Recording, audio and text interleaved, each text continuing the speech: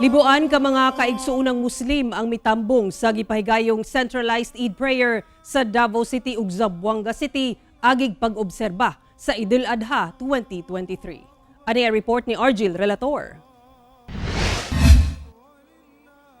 Bitbit ang ilang sudyada o prayer mat sayo nga miabot sa Rojas Avenue sa Davao City ang mga kaigsuunang Muslim gikan sa unom ka Muslim tribes sa syudad.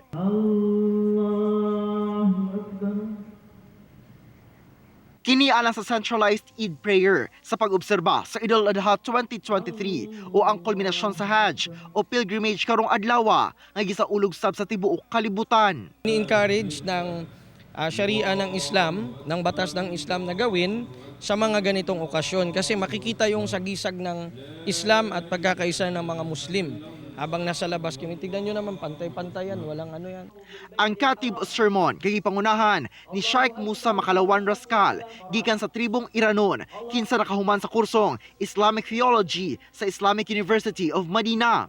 Gihatagan ni ini og gibugaton ang pagsakripisyo sa adlaw-adlaw nga buluhaton ug itudlo ngadto sa kabataan ang mga tudlo sa relihiyong Islam. Isip simbolismo sa sakripisyo karong Feast of Sacrifice, dunay tulo ka baka ug napulo ka mga kambing ang giandam aron ihawon ug ipanghatag. I'm thanking Allah that He doesn't let us to choose our anak to slaughter them. And we slaughter this one and we give it to the Muslim and the non-Muslim. Human sa pagampo, gipakita nila ang malipayong pagtimbaya pinaagi sa pagakos sa matag usa. Sa Zamboanga City, sayo pa lang sa buntag, nagtapok na ang atong mga kaigsuunang Muslim sa Joaquin Memorial Sports Complex alang sa Sambahayang. Naghatag og mensahe si Sheikh Walid Abubakar mahitungod sa pagpatigbabaw sa pananghiusa ug paghigugma sa mga kaigsuunang Muslim aron makabot ang kalambuan sa syudad. Malampusong nahuman ang congregational prayer, una mibundak ang kusog nga ulan.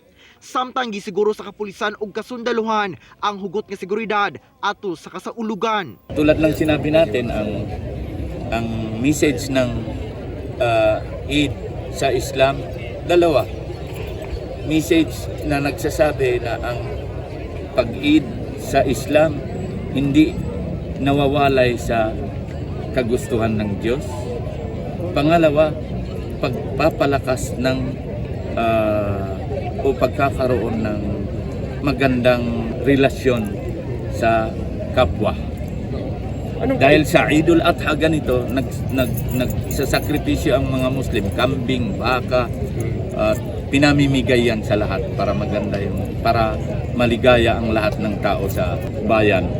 Para hindi isa lang ang kakain ng masarap, isa lang ang iinom ng masarap, isa lang ang magdadamit ng magaganda, lahat dapat. Kauban si Melchor Awing sa kamera.